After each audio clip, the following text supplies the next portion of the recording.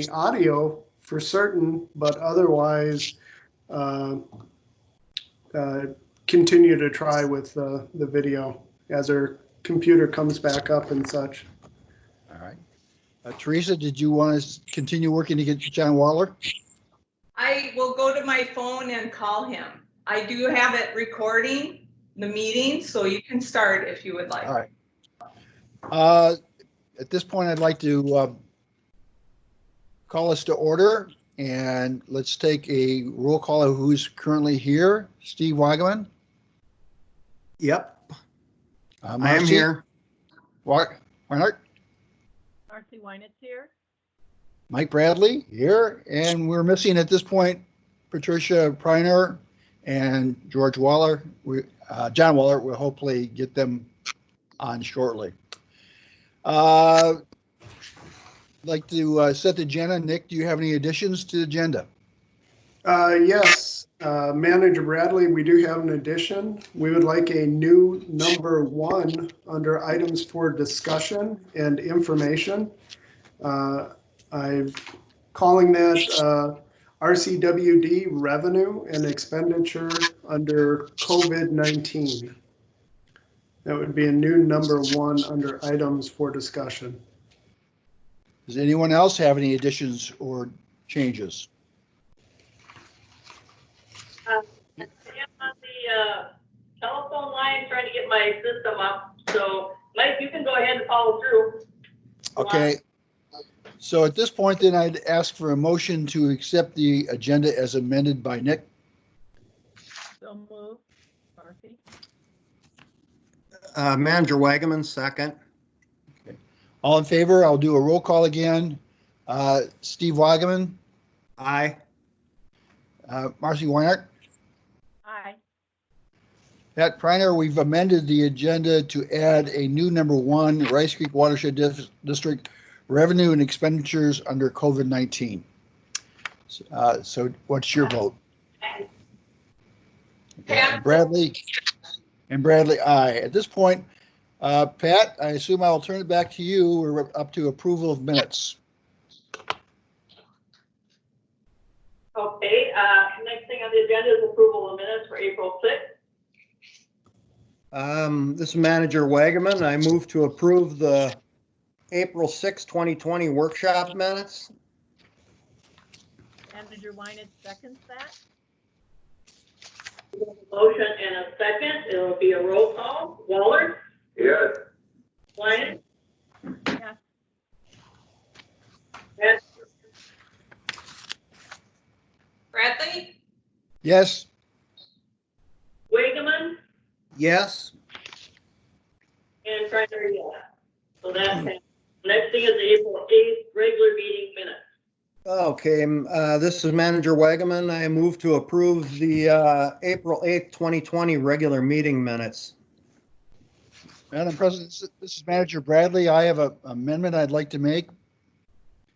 On page 16, line 391, there's a sentence that says, Manager Bradley stated that he's only familiar with Bald Eagle Lake, but he feels it is not an MS4 issue, but a water quality issue, which is, I would strike equally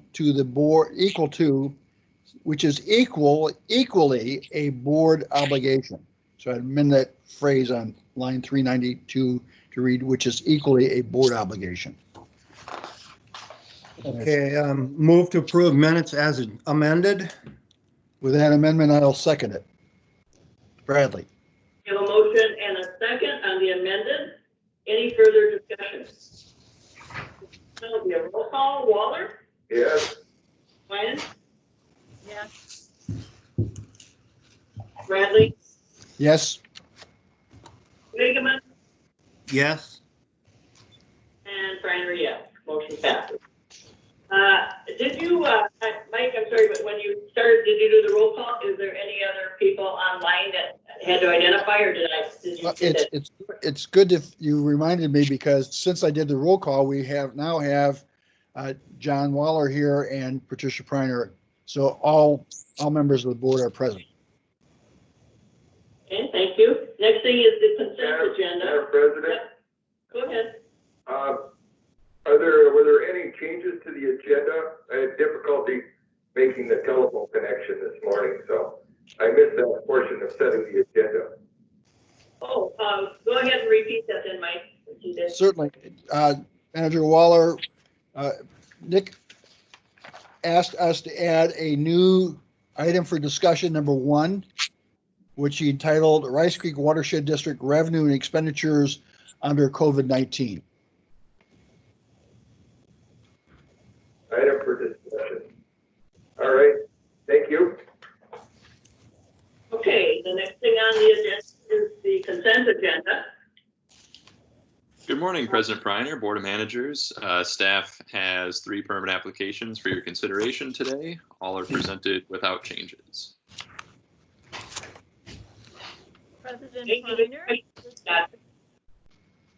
Reiner, this is Manager Wynett.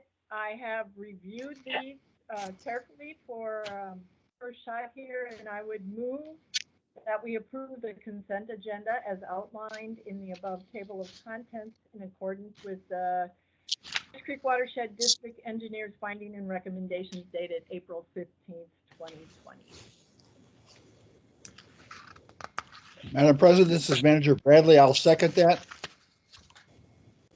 Okay, we have a motion and a second. Is there any further discussion? Any further discussion on the consent agenda? If not, we'll do roll call. Waller? Yes. Minus? Yes. Bradley? Yes. And Priner, yes. Motion passed. The next thing, of course, is the public hearing. So You know, I don't think I was called for a vote on that one, was I? Manager Wagaman. Yes. Okay. That is hard to hear, understand too. Okay, so we're going to recess our regular meeting, and we're going to go to the public hearing on the Lamont Storm Water Reuse Irrigation Expansion Project. The regular board meeting is not recessed, and the public hearing is open on the Rice Creek Watershed District's proposed ordering of Lamont Storm Water Irrigation Expansion Project. The purpose of the hearing is to receive comments from the public on this project, which the board is considering for cost share assistance in the city of Centerville. Before the Watershed District can provide funds for capital work of the city of Centerville, state law requires the board of managers hold public hearings, public comment, and make judgment that the project is sound and cost-effective project to help fulfill our water resource goals. That is the purpose of today's hearing. In accordance with the state law, notice of this hearing was published for 2 consecutive weeks in the St. Paul Pioneer Press and mailed to all cities within the Watershed District, as well as the district's 4 counties. First, I would like to ask Paul Ashton, District Project Manager, to give a brief presentation of the proposed project. When his remarks are completed, the floor will be open to any members of the public who wish to address the board. At that time, if you wish to comment, please state your name and address for the record, and I will recognize you. If you have a written comment or statement or any other statements, you'll have to submit them via mail to the staff at our meeting clerk. During public comment, managers are welcome to ask questions of commenters to clarify the remarks. I also may ask Mr. Axtell or a representative of the city of Centerville to respond to any technical questions raised. Managers will make their own comments until the public hearing is closed. At that time, the board will have an opportunity to discuss it. Kyle, are you there? Go ahead, Kristen. Yes, I am here, Madam President, members of the board, and I'm going to share my screen here and just walk through just a couple of brief slides about this project. Bear with me here. All right, can folks on video see the presentation screen? Yep. Okay. So again, we're here for our required 103B 251 public hearing for the Lamont Park Stormwater Reuse Irrigation Expansion Project. This is a project proposed by the city of Centerville. Give just a brief project history and then a little bit about the project itself. The project is located in Lamont Park, shown on the map here, just off the southeast side of Centerville Lake. Just south of the downtown area of the city of Centerville. In 2002, Centerville Lake was added to the state's impaired waters list due to excess phosphorus. We've continued to monitor water quality in the lake since that time. 2011, City of Centerville developed its first reuse irrigation project at Lamont Park, and the project pulls water. You can see here, there's a couple of ponds here just off the south side of Centerville Lake. These are the Lamont ponds, and water is pumped from those ponds up to the ball fields here for irrigation purposes. And so 2011, that project was first constructed. 2013, the TMDL and implementation plan for Peltier and Centerville Lakes was approved. Again, providing guidance on phosphorus reduction for the lakes. And then in 2019, this project that's being proposed now was included in the City of Centerville's local water plan, and then further incorporated into Appendix G of the Rice Creek Watershed District 2020 Watershed Management Plan, which was just adopted by the board on April 8th of this year. And the project that is proposed does aim to expand that original reuse irrigation project. So on the map here shown on your screen, there are some hatched circles in black here, which indicate the original irrigation area of that first project. And the City of Centerville is proposing to expand that to incorporate additional areas within Lamont Park, here in the center of the ball fields and out on the northeast and southwest corners, as well as across Lamont Drive on another city park property called Hidden Spring Park here as well. So that's what they're calling the base bid. That's the base project, incorporating additional irrigation on city-owned property to the tune of about 3.6 acres. In addition to that, there are a couple of alternatives that the city is pursuing, which would involve this smaller parcel here on the northwest side of Lamont Drive, which is currently owned by the St. Paul Regional Water Services. And then this other large piece of property just to the west of St. Genevieve's Church, and that property is owned by the church. And so in total, those alternate areas add up to about 4.7 acres.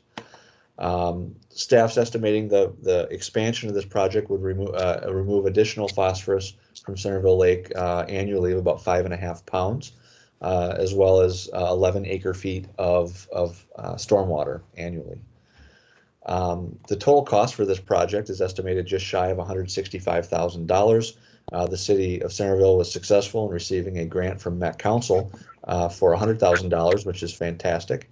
And they're proposing roughly a 50-50 split of the remaining local match with the Rice Creek Watershed District. So our share is proposed at $31,552, which would be a not to exceed amount. Cost benefit analysis over 25 years for a capital project like this, we come to about $1,200 per pound of TP, which is pretty favorable, especially for this type of project. With that, again, we can certainly open up to questions or comment from the public, and we'll discuss the recommendation for funding the project with the board later during the meeting. Anybody on the board have any questions for Tom? Is there anybody out there that would like to comment, any of the public? Anybody else like to comment? Okay, hearing no comments, I'm going to go ahead and close this meeting, and then we'll open up, the next part is open mic. Is there anybody out there that would like to speak on open mic? Anybody?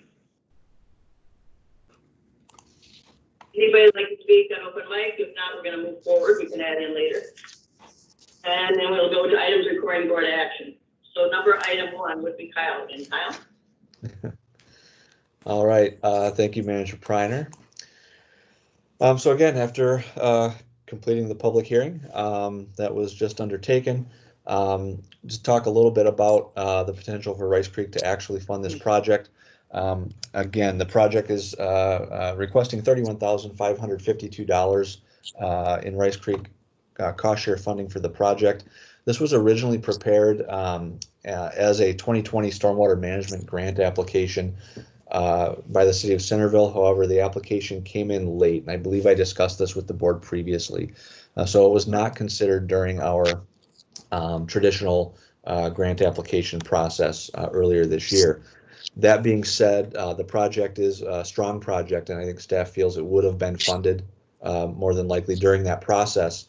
Furthermore,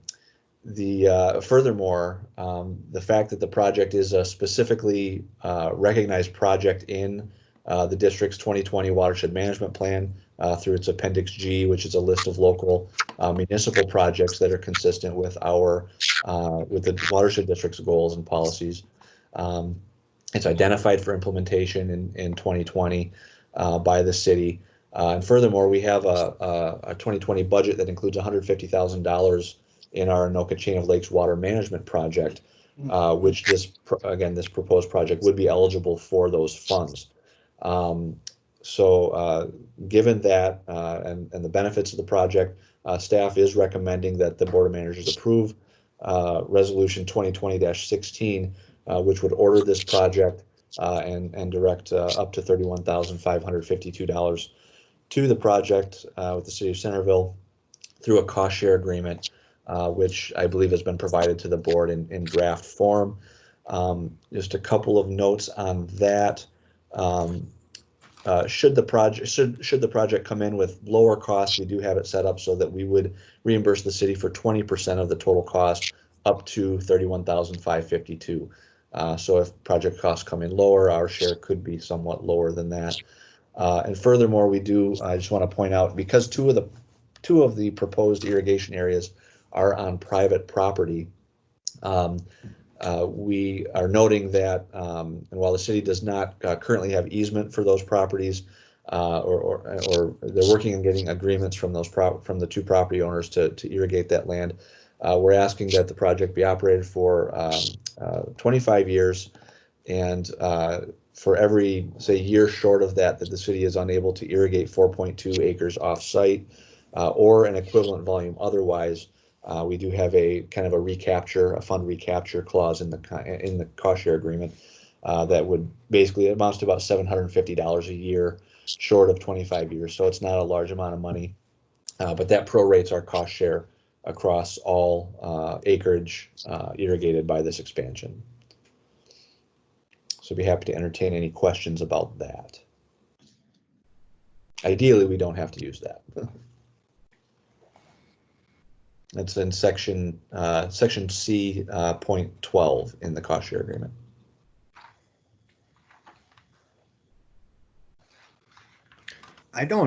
This is Manager Wagaman. I don't have a question. Sounds like nobody does, but I do have a comment. I think that was the very first project, the original project. I think that was the very first project that I toured after I got on the board, and it was really a neat project. And I thought it worked awesome and was a great idea, I thought. So do I take that as a motion? And I'd second it. I can make the motion if somebody would like me to. Let's see, I move to approve Resolution 2020-16, ordering the Lamont Park Stormwater Reuse Irrigation Expansion Project in accordance with Minnesota Statutes 103B.251 and directing the administrator to execute a $31,552 cost share agreement with the City of Centerville.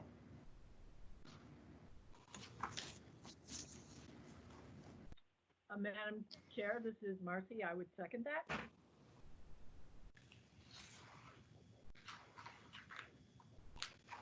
Yeah, there was a first and second. Pat, are you there? President Reiner? She's not there. Manager Waller, are you here? Yes, I'm still here. I was able. What? Teresa, in order to close this one out, I'll take a roll call on this one. Okay. And Bradley stepping in momentarily for Pat. Manager Weinert? Yes. Yay and nay? Okay. Manager Wagaman? Yes. Manager Waller? Yes. Yes. Manager Yes. Bradley, yes, and we'll move on then to the next item. We want to take a Manager, 2-minute Manager break here. Bradley. Yeah, Manager Bradley, if I could, I would like to ask Kyle, for clarity in the record, Kyle, and for the clarity to the board, could you please assist with making a distinction between the permit for Centerville that was on the cost share agreement and then the regulatory banking, if you will, or credit that might be established and the necessity of a perpetual easement on the private parcels involved as kind of a follow-up. Sure. So that is a little nuance there, and that was why we added the clause about the financial, that C12, that financial clawback. While it's not a large amount of money that we're putting into this project, structurally it's there. So portions of the project, the original reuse project that was developed there, and this expansion are utilized for regulatory purposes through a memorandum of agreement that the Watershed District has with the city of Centerville. Currently, that is limited to irrigation on city-owned property, and I believe part of that permit process will update that MOA to incorporate this new expansion. Board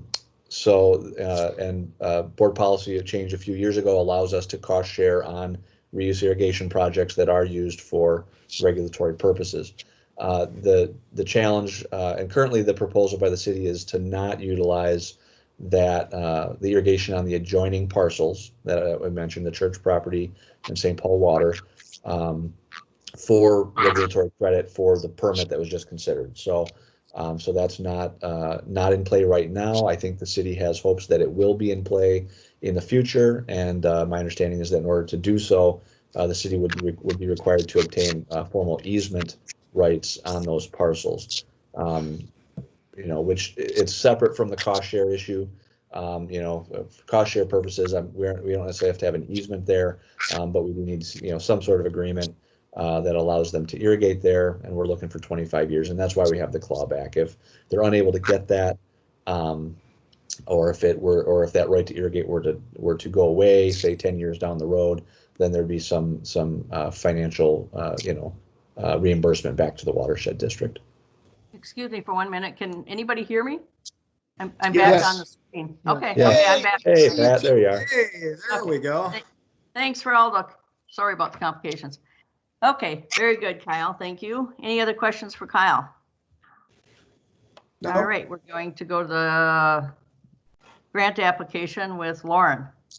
Yes, President Preiner, I'd just like to add before Lauren speaks here that usually we would have these on consent agenda, although we are deviating here as an action item, just to be for clarity with the board that this is a little bit different than our typical application.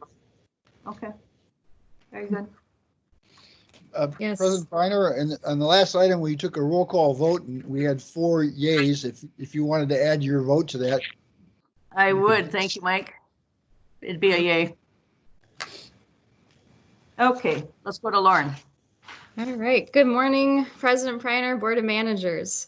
For your Hello. consideration today is a water quality grant program application, which starts on page 57 in your packets. I am going to try to share my screen here, so bear with me.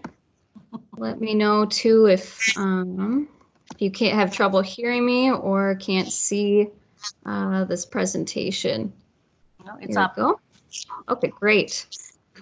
So this proposed project is a large shoreline restoration at the Presbyterian Homes Johanna Shores Senior Living Facility in Arden Hills. This is located at the intersection of County Road D and Fairview Avenue, and also New Brighton Road. This is a kind of weird intersection here. It's also near RCD 4 here and Northwestern University. This Johanna Shores property is one of the largest properties on Lake Johanna. It's about 21 acres, and it's mostly impervious surface and turf grass. This proposed project is part of a multi-phase project. Due to the scale of the restoration as a whole and budgetary constraints, Presbyterian Homes needed to split this project into phases. Phase 1 occurred last year and was discussed at the June 12th board meeting, and the board approved funding for that phase, which involved restoring 5,500 square feet or 400 linear feet of shoreline on the peninsula. There is active erosion occurring along the entire length of the shoreline. I have a few photos of the existing condition in the phase 2 area. In this photo here, you can see that there's really not much ground cover in this portion. It's largely exposed soil that easily washes into the lake. This is another view of the shoreline. Here you can see more of the erosion, especially right here. This is on the south portion of the shoreline. And then here's another view from a different direction. In this photo, you can see that it's largely currently turf grass, and then there's invasive species here as well. Second phase proposed this year would involve restoring 7,500 square feet or 600 linear feet of shoreline. I've indicated the extent of it with these red lines here on this slide. The full plans of the project can also be found in your packets starting on page 63. The second phase would involve removing the existing turf grass and invasive plants and replacing that with a coir log and native plants to ensure that the plants establish. And you can see on the plan set that overall there will be a 15-foot wide buffer of native plants across the shoreline. Second phase again involves restoring 7,500 square feet or 600 linear feet of shoreline, which would provide a 47% reduction in volume, a 93% reduction in total suspended solids, 50% reduction in total phosphorus, and a 50% reduction in total phosphorus. One bid was received from Outdoor Lab, which totals $44,635, which is lower than the Ramsey County SWCD estimate of $49,225. This project was not considered by the CAC since the CAC did not meet in April, and there is a quick project completion timeline. Due to the large scale of the project, the moderate visibility and high pollution reduction benefits, staff and Ramsey County SWCD felt that 25% funding is appropriate for this project. I'll go back a little bit, which is $11,158.75. The proposed motion on this slide here, and it's also present on page 59 in your packets. I will add that Brian Olson with the SWCD is also on the line here for any questions. Okay. Any questions for Lauren? Any questions? Okay, I'll entertain a motion. You want to put the motion up? Yeah.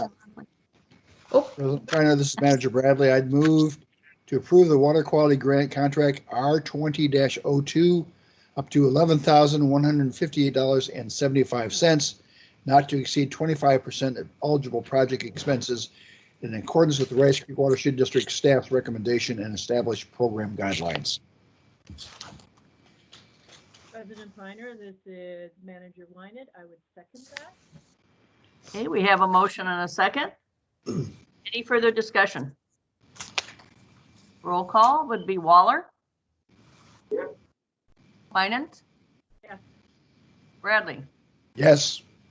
Wageman. Yes. And Preiner, yes. Motion passes. Okay, thank you, Lauren. Thank you. Reiner, Yes. if I could, and Lauren and Brian, not to take us up off of our agenda too far, Pat, but you'll recall, President Preiner and managers, that we did have a short discussion regarding a request by a county regarding invasive species and plants and so on and so forth. And there was some question about our policies in regards to that. I'm just noting here that within this approval and document and the plan, it talks about native plants to be present in the mix. And so do you have a definitive policy? Maybe not so much specific to this, but in all the designs that come forward and in your regulations, when people are disturbing the landscape for projects, these native plants provide a deep-rooted stabilization of the soil and ensure that the projects that are being undertaken have a durability, if you will, on the landscape. Just wanted to note that tie-in, if you will. Any questions for Nick on that or comments? Mhm. Okay, thank you, Nick. Okay, I think we go back to Kyle. Thank you, Lauren. Thank you. Right, Madam President, members of the board, we have kind of a unique cost share agreement amendment here for you. As you recall, we've been implementing over the last couple of years these watershed-based pilot program funds from Bowser.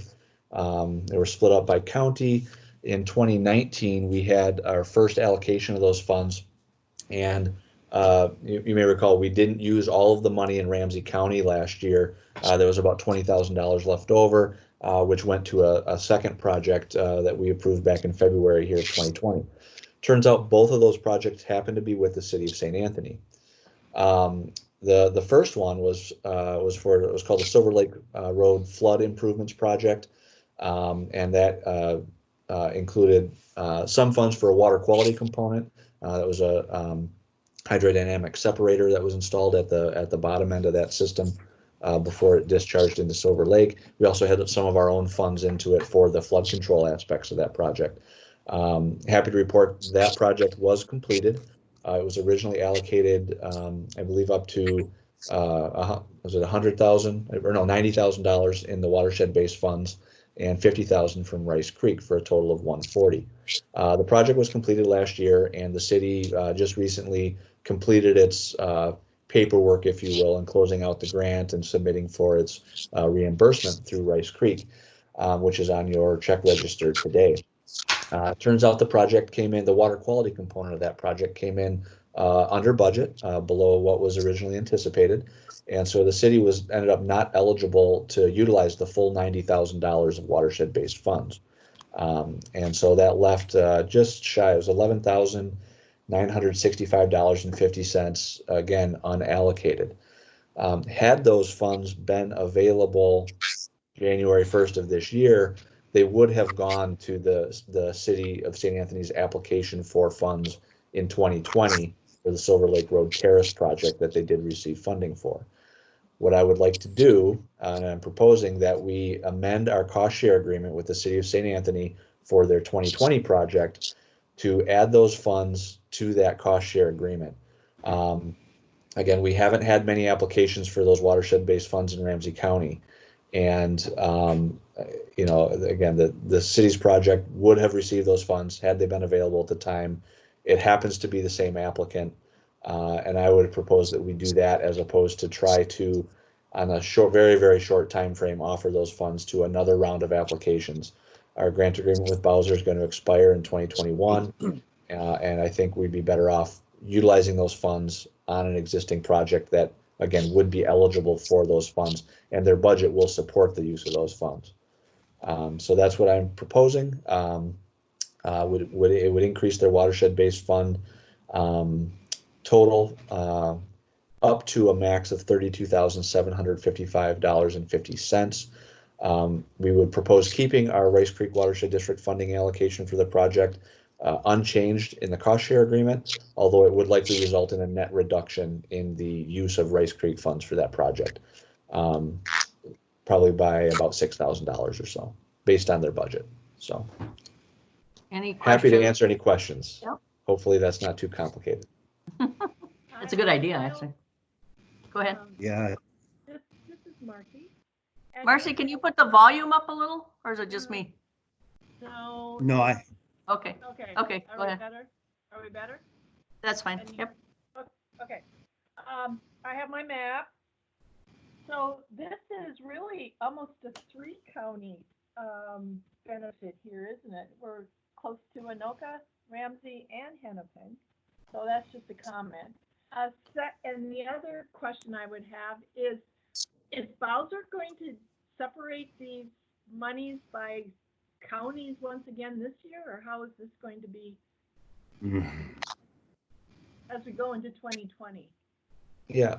So, Madam President, Manager Wang, so the grant that we received from Bowser, this is going back to 2019. It covered 3 years, and or it allowed for 3 years of implementation.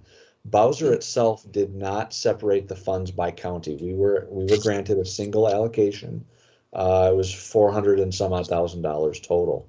How the funding in that pilot program was distributed, or how they decided to distribute the money, or was by county. We had to go meet in each of our 3 main counties to determine how much funding we would get. Bowser then made one grant to us, cumulative of all 3 of those allocations. That being said, our partners internal to the Watershed District, primarily as Washington County and Anoka County in particular, wished for their funds to stay in those counties for that program. Ironically, Ramsey County didn't really care one way or the other, but so we did that in implementing and providing these funds through the grant program. We did internally divide them by county, and so that's why we are left with, and that's really why we haven't used all the money in Ramsey County. There wasn't quite as much interest in it, but again, we have a project that it would be eligible to use those funds, and so I'm supportive of transferring the funds from the one project to another, and that will be very easy. I will not have any issues reporting that to Bowser, for what that's worth. So. Okay, thank you. So with that, Madam President, I would move that we to amend the 2020 Stormwater Management Grant Agreement. Can you hear me? Yep. Yes, everybody? Between the Rice Creek Watershed District and the City of St. Anthony by increasing its maximum watershed-based funding pilot program allocation to $32,755.50. Madam President, this is Bradley. I'll second that. Okay, we have a motion and a second. Any further discussion? Hearing none, we'll call for a vote. Waller? Yes. Winant? Yes. Bradley? Yes. Wageman? Yes. And Priner, yes. Okay, motion passes. Thank you, Kyle. Thank you. Okay, we're going to move on to the Lower Rice Creek project plans. I believe it's Matt. Yes, I am here. So, Board of Managers, beginning on page 76, you have materials for the Lower Rice Creek Stabilization Project. There's a memo from me, and then 90% project plans from the engineer, Barr. And Jessica Olson from Barr Engineering is joining us today. Just to give you a little bit of background from my memo, and this is beginning on page 76, like I said. So as you recall, Lower Rice Creek has many sections that are eroding and unstable and contributing a large amount of sediment to downstream Lock Lake. Watershed District received a $568,000 grant from Bowser to stabilize the highest priority stream banks in Lower Rice Creek. The board elected to hire Barr Engineering as the project engineer in June, and Barr has been working diligently on project plans and specifications since then. So we now have final draft or 90% project plans and specifications in hand. They have been reviewed and vetted by staff and also by Anoka County Parks and the City of Fridley. There are local partners on this project. So Anoka County Parks and the City of Fridley have been fantastic partners to work with. They've essentially signed off on the plans. The primary issue or concern, I guess, that they would have would be access routes, removal of some trees to gain access and things like that. That's mainly outlined on page 81 of the board packet, showing those access routes. So those have been vetted by Anoka County Parks, so we're good to go there. But the action today is board approval, or I should say board acceptance of the plans, and then directing staff with assistance from BAR to release this project for bid. So with that, I'm going to turn it over to Jessica Olson from BAR, who has a number of slides to share with you about the project plans. Jessica, are you there? I am here, and I don't know if you can see me yet. I'm going to attempt to share my screen here. All right, can folks see my screen? Not you yet. Oh, yeah, I see the project. Yep. Yes. Okay, great. And hello. So just to introduce myself, I'm Jessica Olson with BAR. Some of you may recall when BAR first entered into this project, Jeff Weiss was the project manager, and he left BAR a couple of months ago to go work for Minnesota DNR. And so I took over the project at that point and have been moving forward with it since then. So thanks for this opportunity to come talk with you about this project, and I'll just jump right in. Please feel free to ask questions as I go along. I'll try to pause periodically, but if anything comes up, please do let me know. Let's see. Hopefully you can all see this first screen here. So the project currently has 12 restoration areas. We did start out with 13. You can see there's an X there in the middle of the page.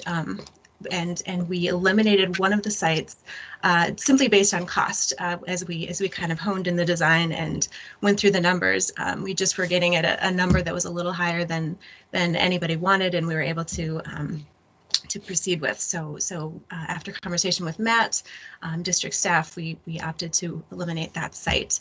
So that's one that perhaps in the future may need to be revisited, but it is one of the lower ranking sites for bank erodibility. So kind of a big picture, the designs included riprap, some bank regrading, vegetation establishment, also placement of tow wood along the bank, and the tow wood is I'll get into details a little bit more later, but that is something related to some in-stream habitat and as well as bank stabilization. So the big focus here was to make sure we had projects that are durable, they'll stand the test of time, and also low maintenance, just knowing that this is a tricky site for access. We want the contractor to go in once, do the job right, and then ideally not have to come back. So those are kind of the primary focuses there. Can I ask you just a quick question, please, Pat Preiner? Sure. The one that you eliminated, how much impact will it have on the results of this project? I mean, would it be that much better if we did it, or is it just not that important in the scheme of the whole up and down? You know, maybe in Matt, you feel free to weigh in. Yep. I think this one is a lower ranking one in terms of bank erodibility, so I would say it has a fairly low impact on the overall project. Matt, do you want to add to that? Yeah, I definitely agree. Low impact on the project. I don't think that we would gain much by stretching ourselves to include this one extra site. I'll also say in the grant, we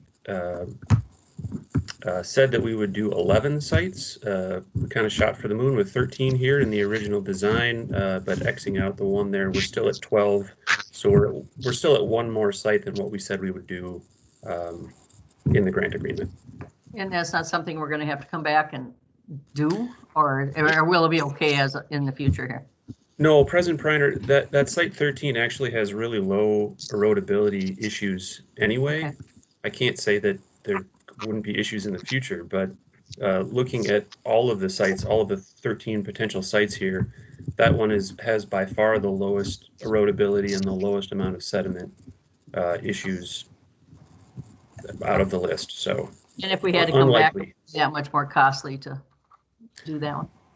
I agree, but I think with the cost savings here in our budget and the amount of gain that we would get by trying to include that site, probably not worth it. Okay, thank you. Go ahead, Jessica, sorry. Sure, no problem. All right, I'm gonna try to switch slides here. Is this, okay. So design considerations. So just kind of getting into some of the main things we were looking at. We had a good base to start with. The Watershed District provided us with some models that had been completed previously. So HEC-RAS models looking at velocities, depths, shear stresses at these individual sites. And then the other thing that we really wanted to make sure we were taking into consideration is the increase in high flow events, intensity and sort of frequency of those occurring. So the project is designed to reduce that sediment loading into the creek. So that's the primary purpose of the project. And to do that, we are armoring and protecting those banks on the outer valley walls. I'll flip back here to the site. So there is kind of this nice meander pattern of the channel through this area, but as those of you know who've been to the site, steep banks on these outer valley walls. So the channel meanders within those walls, and the plan is to armor it here as we get to those outer walls. The other piece will be improving floodplain connectivity. There already is really pretty good connectivity to the floodplain. So as those floodwaters rise, the channel has a chance to move up out of the main channel and spread out and slow down. That's kind of the big key across the floodplain. And so that's something that we'll be trying to enhance, building up some floodplain benches along those outer banks to allow the water again to spread out and dissipate some of that energy. Secondary purpose for the project is to enhance in-stream habitat. And so, as I mentioned before, we'll be putting in some tow wood to do that. And that's essentially it's root wads. So the base of relatively large 8 to 12 inch diameter trees with roots that are exposed and facing into the channel. And so that provides some good habitat for in-stream aquatic species.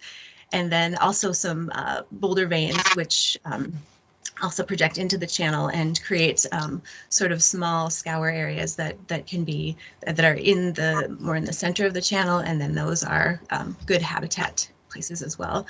Additionally, we have a fair amount of vegetation planned for the bank, and so that will also work to enhance habitat in the area. So I'll just get into a little more detail on the different measures that we're planning to put in place. I'm not going to go through each individual site. I'll sort of lump things together based on what the restoration measure is.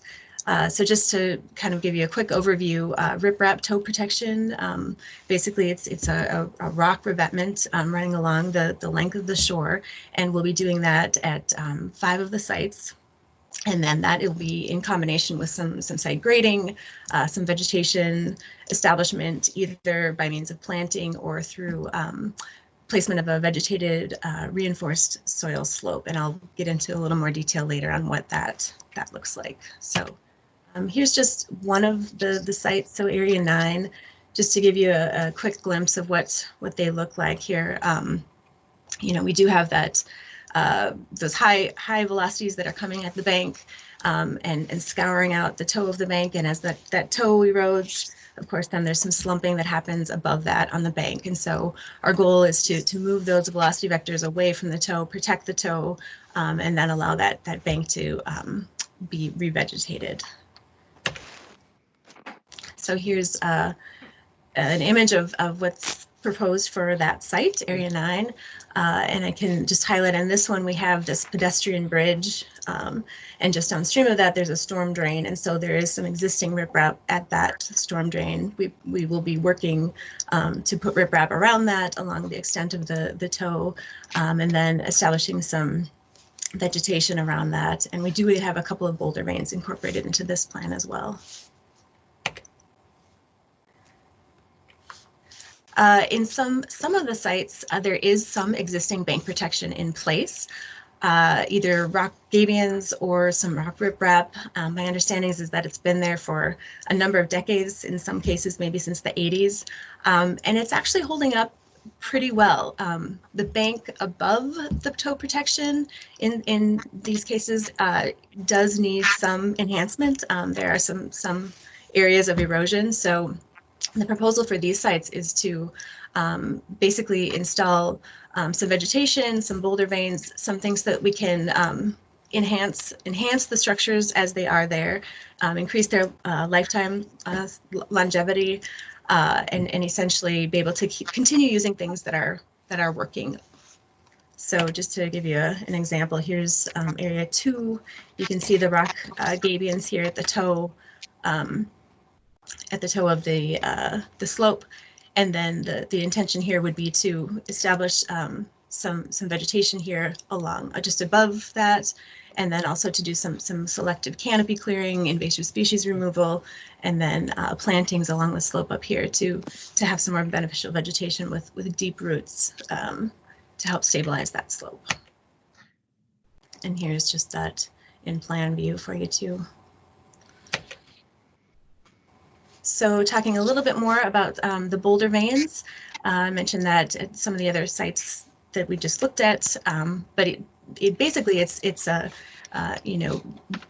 rocks, 24-inch to 36-inch rocks that are extending out into the channel, directing flow away from the bank. And so I'll just get let me zoom through here so you can just see the plan view. But the idea is, the water is coming along to these really, really sharp turns, and then it comes to the boulder vein, and then that boulder vein can redirect the flow away from the bank. And so these function nicely to protect the bank both upstream and downstream of the veins. So I'll go back to this slide here. In this situation, the idea would be to be grading the bank to provide some additional floodplain connection, and then placing those veins to protect the toe, and then also be revegetating that area.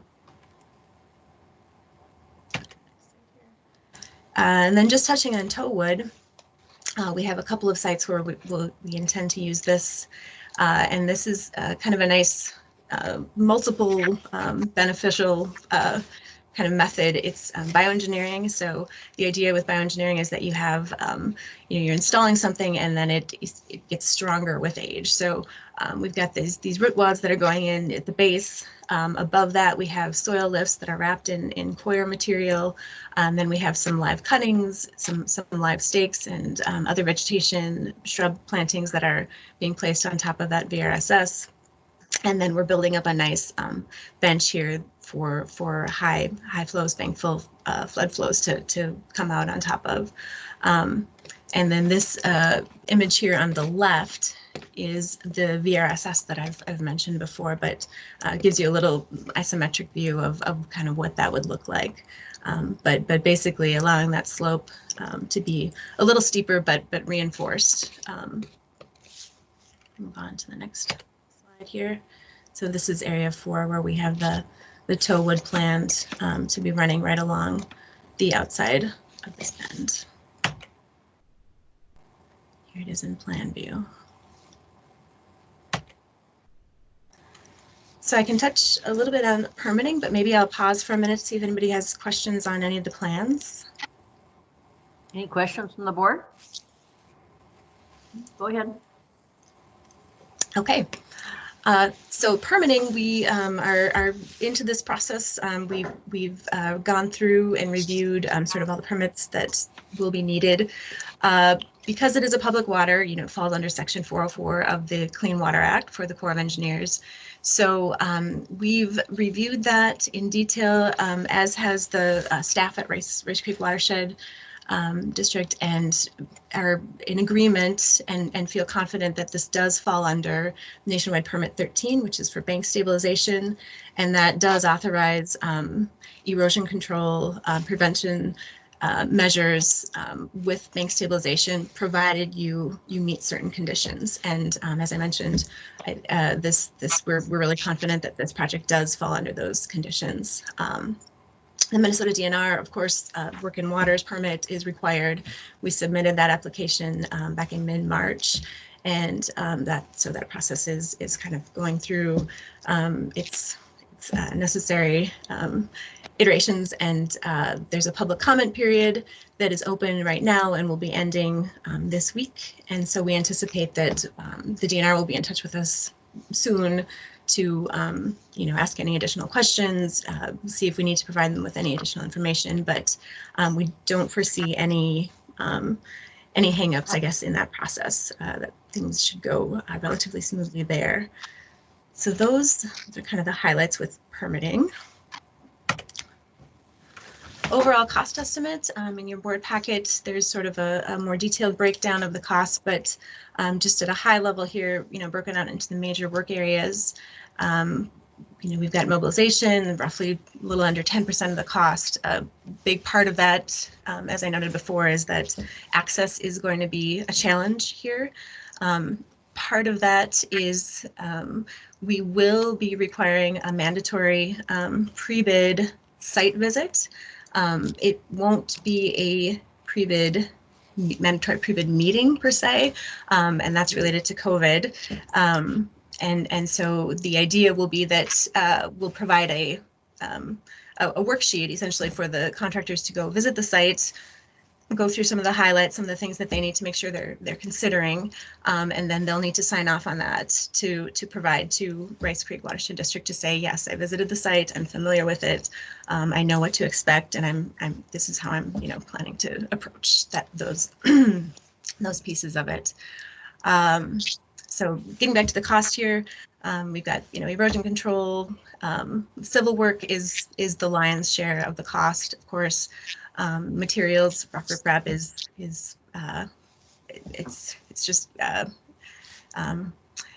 a heavy duty material, and it can be costly. So landscaping is also sort of on the higher end, I guess I would say. It's just under 10% or so of the cost, almost 50,000. So that also is in thinking through.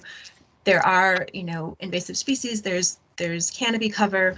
We really want to do our work in making sure that we have some good vegetation, natives, things that really will root down and help stabilize these sites, and also require minimal maintenance as time goes on. So that's the extent of the cost estimate. So I can just kind of flip through sort of the next steps. So bringing this here to you today to review, and then if everything goes well and you're comfortable with it, we'll plan to issue the bid package later this month, or potentially in early May, with a bid opening in late May, early June. I can touch on that again too with COVID. I've been talking with Matt and talking with some other folks at BAR, and sort of what people are doing now with the new state rules and regulations about social distancing. And the intent is to do it entirely online. So have the bid process go through, so that the contractors have to do everything through Quest CDN, including the bid opening. And so that would be all done online, maintaining adherence to state rules and regs. And then once we go through that process, the plan would be to come to the June board, one of the June board meetings, and have a recommendation to the board, ideally with notice to proceed and construction beginning no sooner than August 1st, but potentially likely into the fall of this year. So that's kind of the long and short of it. Oh, one other thing I was just going to mention is going back to costs and thinking through what that looks like. I did ask around a bit at Barn just to see sort of what other folks have been seeing in terms of contractor prices. Things are coming in generally right around engineer's estimate of cost. A couple that have been a little higher. I think we are at a bit of an advantage by having a little bit of a later notice to proceed start date, thinking late summer, early fall, versus having things have to happen really quickly here in the spring. So that you can take that for what it's worth. So any questions, or Matt, I don't know if you wanted to add anything? No, thank you, Jessica. My only other thing was talking about next steps, but you did such a good job talking about that. I don't think I have anything else to add. So since you're going to require these people to review the site without you being present, what steps are you taking to respond to any questions or clarifications that you're going to need to do this bid? Right, that's a great question. So the intent would be that any questions that come up would need to be provided in writing to the engineer after the site visit. So we'll have a date, you know, we need to visit the site by X date, and then also ask any questions by, you know, a few days after that. So that's sort of the idea with that. And I have to apologize, I'm working from home and I have kids and dogs in the background, so I'm sorry for any background noise you might hear. No problem. Any other questions for Jessica or Matt? Yes, Okay. Mrs. Marcy, I have some questions here. Jessica, would you go to your slide that shows area 2? It's the Sure. bank, and there's a home on the edge of it.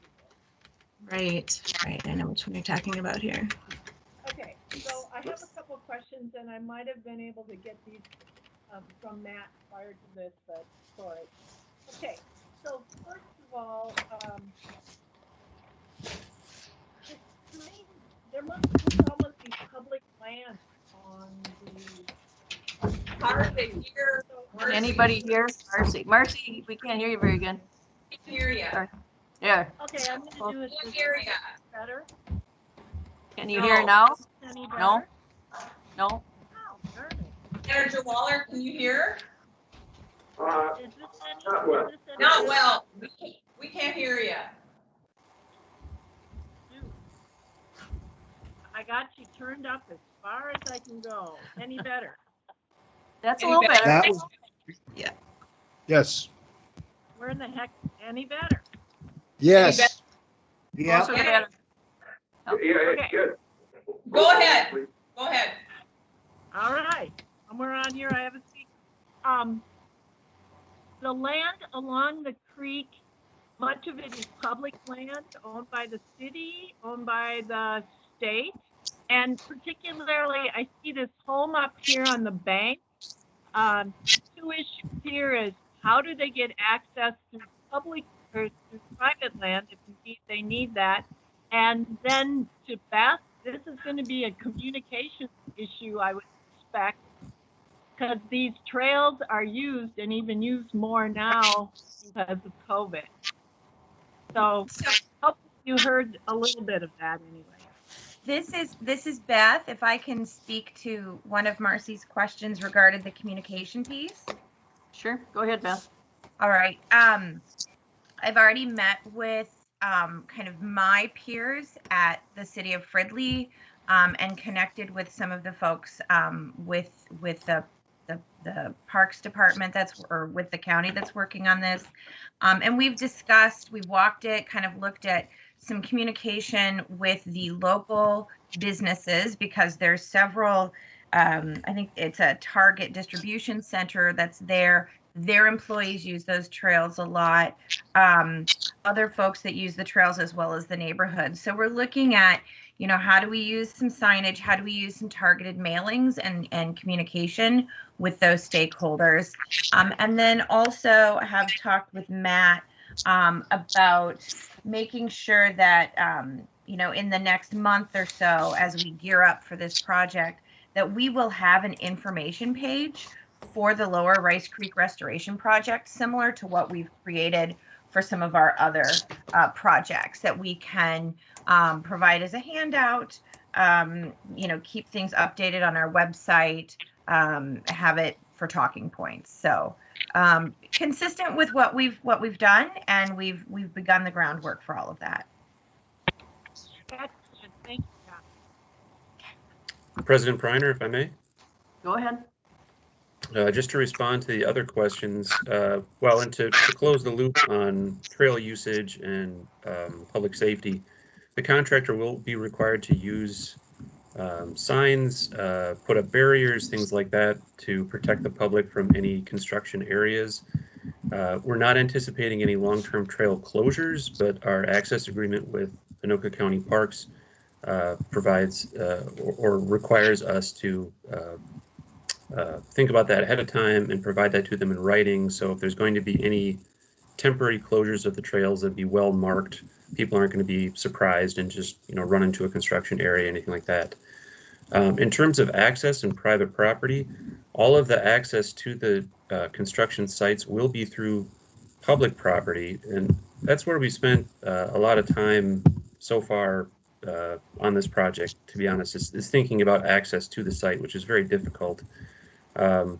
Spent a lot of time talking with Anoka County Parks, who runs the trail system. City of Fridley has offered some different ideas about access to the site.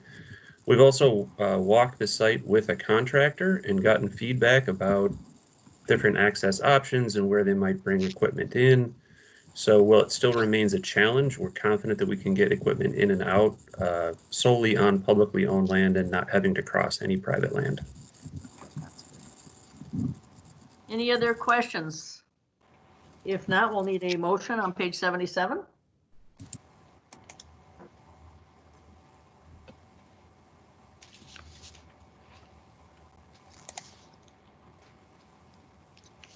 Madam President, this is Bradley. I move to acknowledge receipt of final project plans and specifications from Bar Engineering, Inc. and authorize staff with assistance from Bar to solicit bids for construction of the Lower Rice Creek Stabilization Project and authorize the administrator to approve minor revisions to project plans and specifications, provided that the revisions do not significantly affect project cost or scope.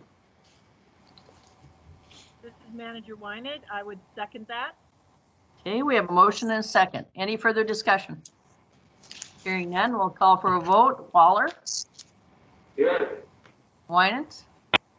Yes. Bradley? Yes. Wagaman? Yes. And Preiner, yes. Motion passes. Thank you, Matt and Jessica. Thank you. Thank you. And we'll go to number 5, which is the annual report from Beth.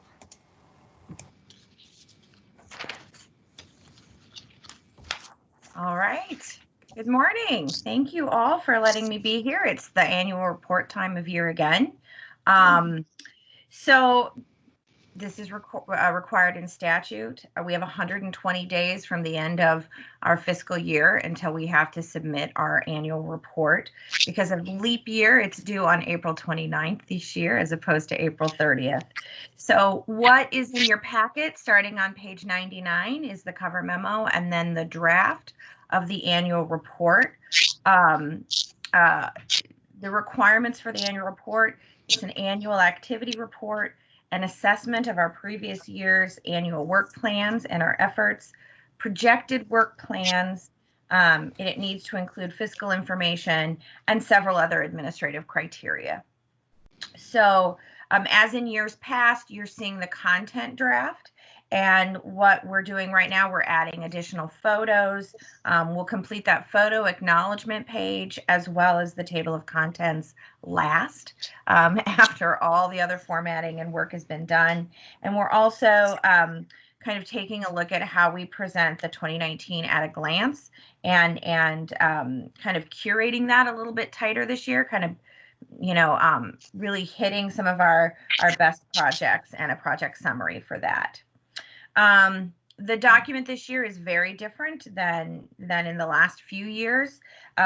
We really changed the format and the way we thought about reporting to align with the watershed management plan.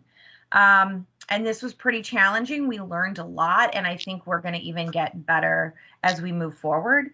But the watershed management plan is how we are going to be evaluating our success. It's our work plan for the next 10 years. And so it made sense to align our annual reporting with that watershed management plan. Now the plan is a 2020-2029 plan. The annual report, this one is from 2019. So I feel like it really gave us a good year to kind of work out the kinks and understand what it is that we're going to be reporting on in the next 10 years.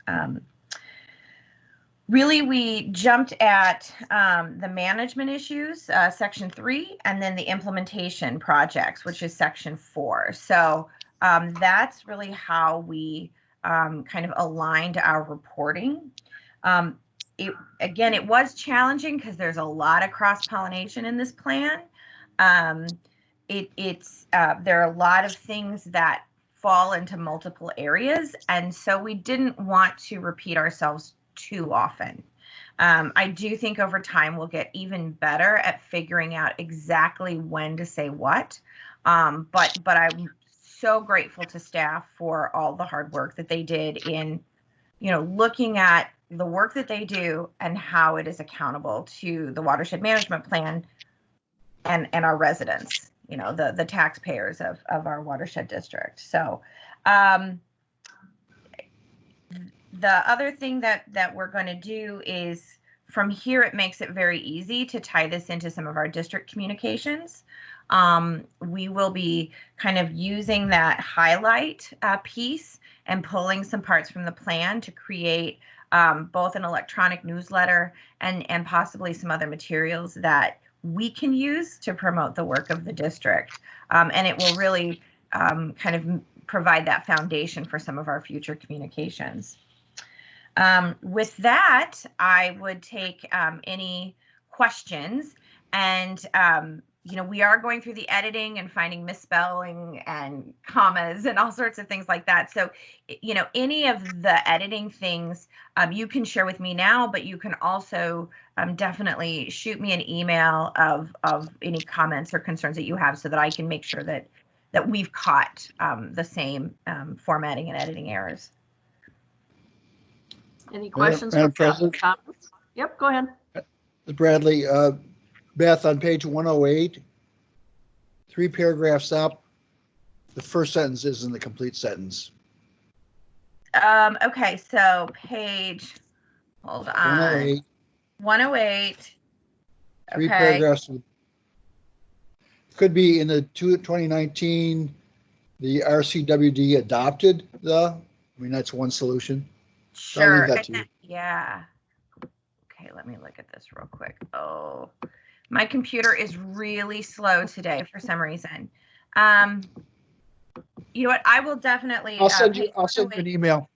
Yeah, and I bet once I look at that carefully, it'll probably stick out like a red thread on a black sweater. So. That's a good one. Yeah, that was good. I haven't heard that one before.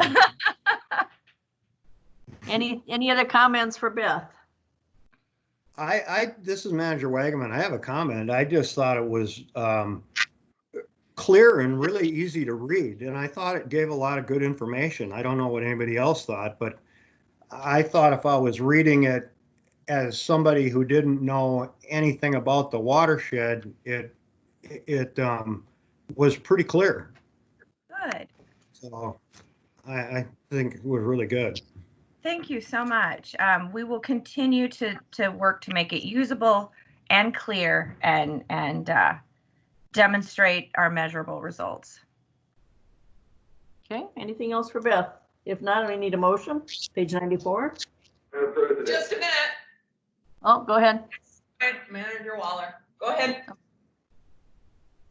Madam President, I thought the report provided a great deal more transparency and accountability than it has in the past. And I particularly like the idea where the financial report, which was up early in the beginning of it, related to certain categories. Particularly, there was ditches, maintenance, the cost, the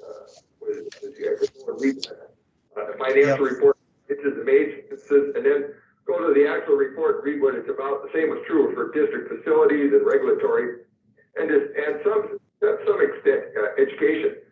But my comment isn't about this year's plan, because I know, or report, because I know you're working on it to make it better next year. And so that concept of relating the finances to the actual categories in the report for, say, water resource restoration or whatever it is, that's about 50% of the cost of the total expenditures of the district. And I hope you would expand that coordination between the financial report and the narrative of these sections, so that they could be easily looked at and you can see what's going on. This is Beth. Thank you, Manager Waller.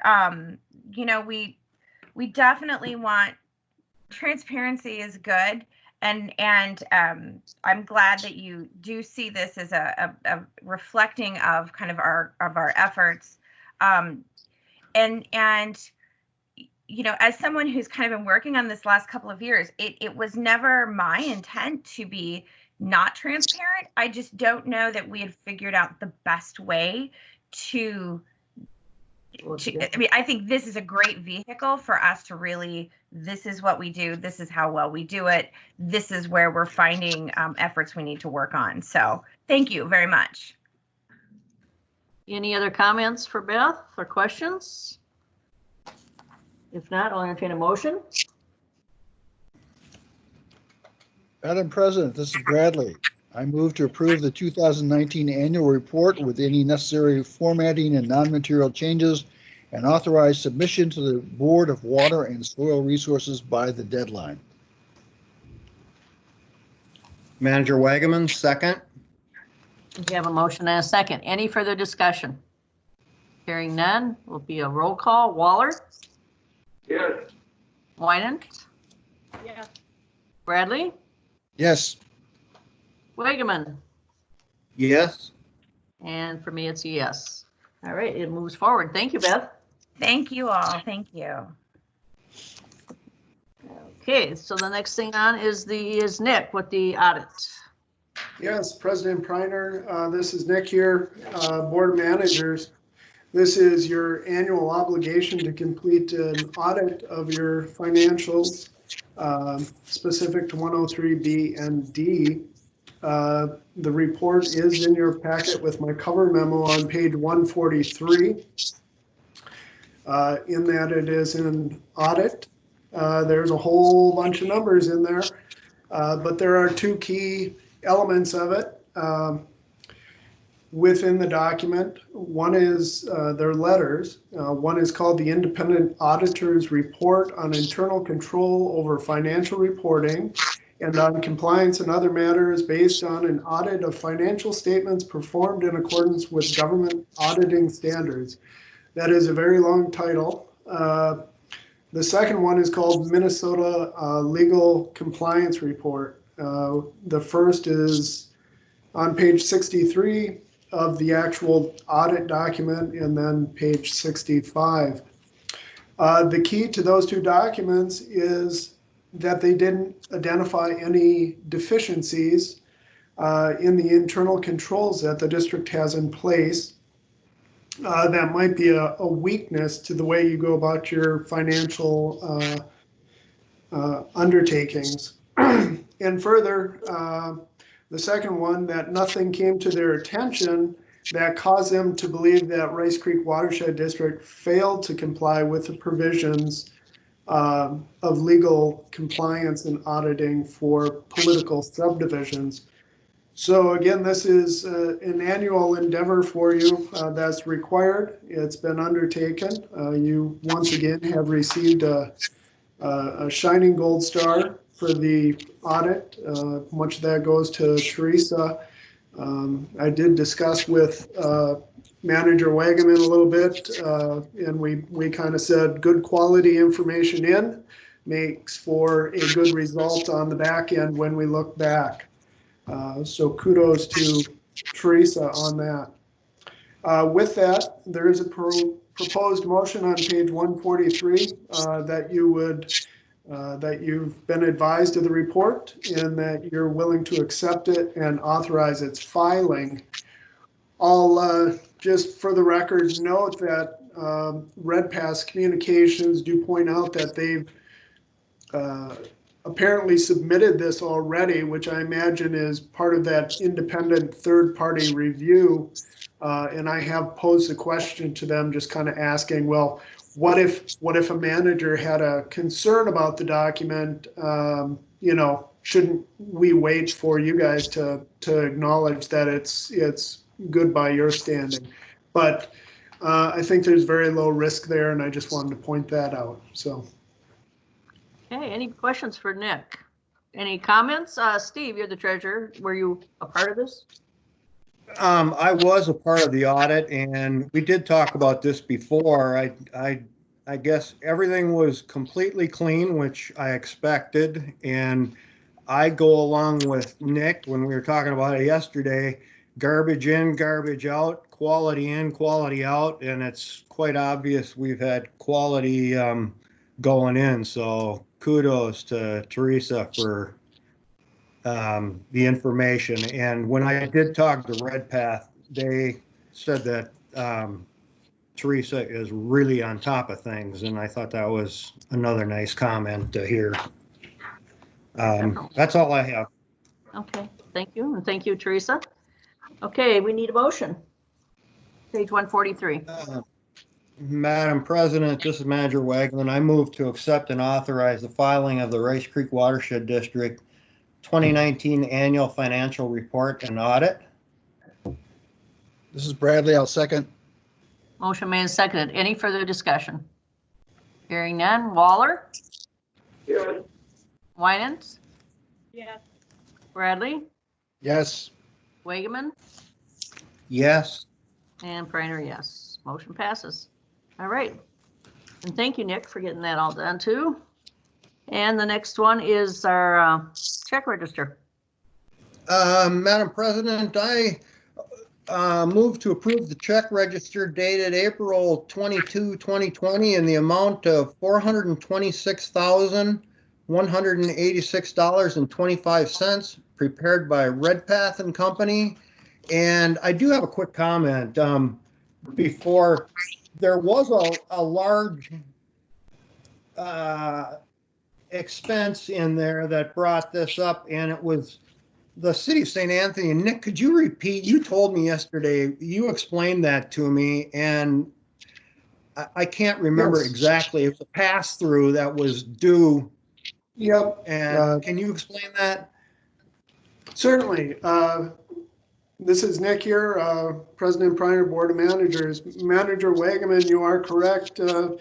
That was noted by Teresa. It's maybe the fifth item down there, City of St. Anthony, $128,000 on page 215 of your packet is a grant pass-through. Some of it is district cost share at $50,000. The rest of the funds are coming from Bowser. So that's a good sum of money, and that's part of the reason that the overall register is a bit higher this month. Okay, thank you. Any questions from the board? Madam President, Kyle's still here, if I may. Sure, go ahead. Just to add on that is the reimbursement payment for that Silver Lake Road flood improvements project that I referenced earlier in the meeting. It could have been 140,000, but they came in a little under budget on parts of it. So. Any other questions from the board? Yeah, I would second that. I think we have a motion and a second, right? Yes. Yep. Okay. So with that, we'll go for the vote. Waller? Yes. Winans? Yes. Bradley? Yes. Wageman? Yes. And Priner, yes. Motion passes.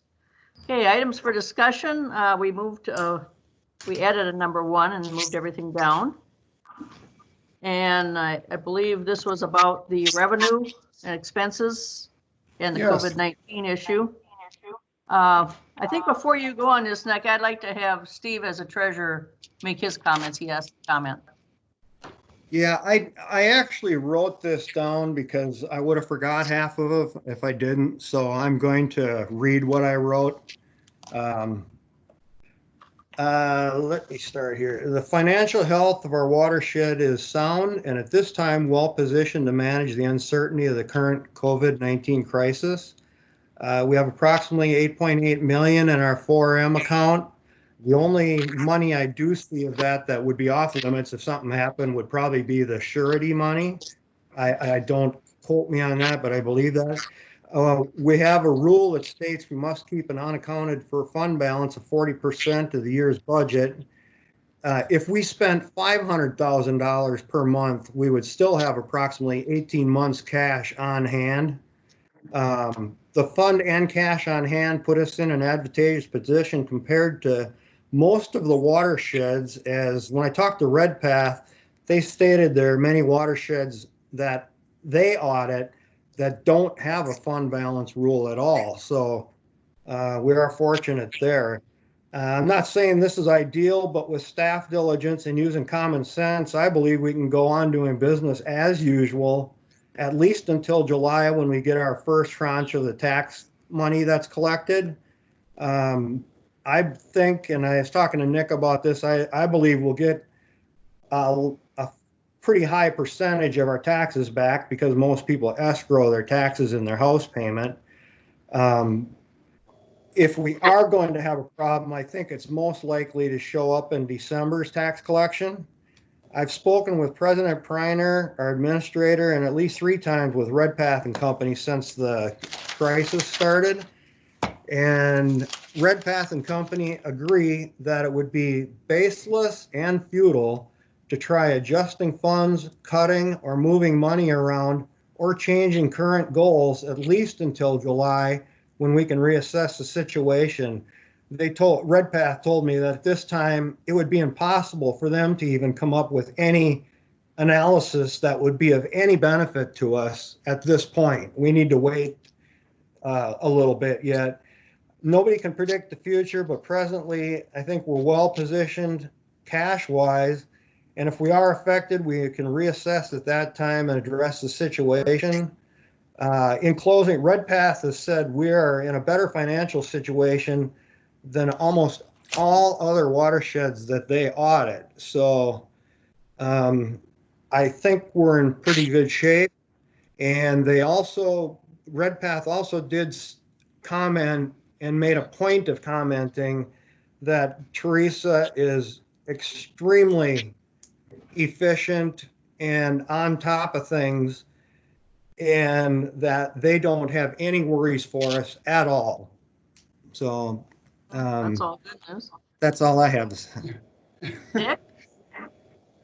I didn't leave you much, Well, Nick. that's quite a lead in there. Thank you, Treasurer Wagaman. What I would say is I echo a good deal of what you said.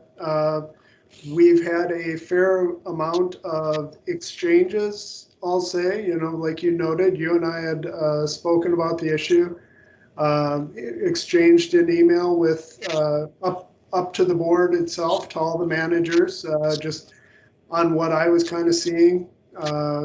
Pat and I have spoke, Marcy, John and I have spoke, each of the managers. So I think it's very good that we're all concerned and attentive to this. Steve did note all these items about the fund balance, which we have, and I think we just need to continue that attentiveness, and then what materials are we believing would be important for us to be poised to take action should we need it. Steve, you noted about the challenges in predicting the future. I think we've certainly all seen in the news the great increase in unemployment and our concerns that will have on landowners and everyone's lives as the economy would recess and fall back. And I have had some discussion with Houston Engineering, as we have many task orders with them, open projects and that sort of thing, in beginning to try and define what, a confirmation in a financial way, what's on the table that we have open, what things are coming, and then that is distinctly different, I would say, from next year's budget for 2021, which is something we'll be moving into here very quickly, and that ultimate levy amount that you look at in the next year is yet well ahead of us, and I think we'll know a little more, after this first half property tax and such. So I guess with that, what we currently have on the table, the task orders, if you will, or program elements, yet to be launched is in the forefront of my mind. And if there's a need by the managers or the board itself to have additional discussion on that, if you could give me feedback about other things maybe that you're thinking about that we could embellish that conversation or put in front of you some of the numbers maybe if you want to dive a little deeper. I'll note that Manager Bradley,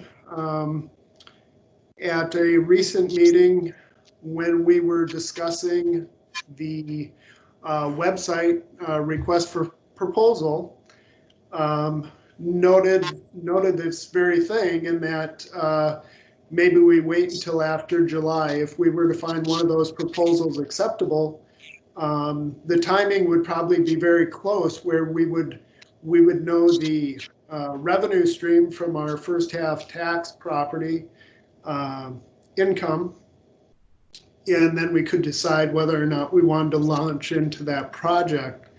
Notably, some of these tasks are rather small in amount. So the website, might be $60,000 or so. That I don't think is a small sum of money to any of us, but in light of an $8 million budget or so, that's we're going to have to cobble a lot of those smaller things together to try to make progress. Coming back. Oh, go ahead. Continue on. That's fine. I was just going to bring it to a close and say I'm looking for the manager's feedback. What other items might you like me to explore?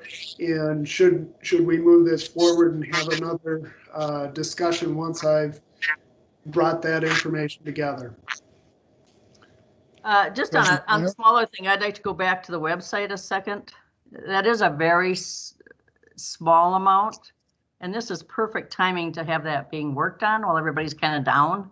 So I'm just wondering how we can resurrect that and see if maybe the managers want to rethink that. As long as I hear the comments from Steve, I don't think we're in trouble to keep that going. So I'd just like to hear the comments if anybody'd like to comment on that. President Pryor,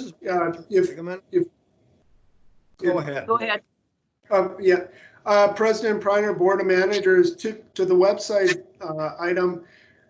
Just to be clear, it was a request for proposals, so we can go ahead and get that out. That is not a commitment to move forward with the project. We'll just know with greater precision what the likely cost of the project will be.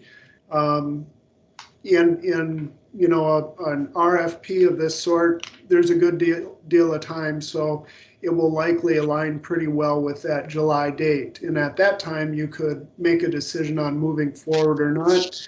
And I'll further just note, it's a good time to work on it. And it's also a time in which individuals are likely to utilize, the website itself, in that a lot of face-to-face work isn't as readily accessible. I will say. Go ahead. Madam President, this is Manager Wagaman. Hey, Steve. I'm sorry. I will say one thing.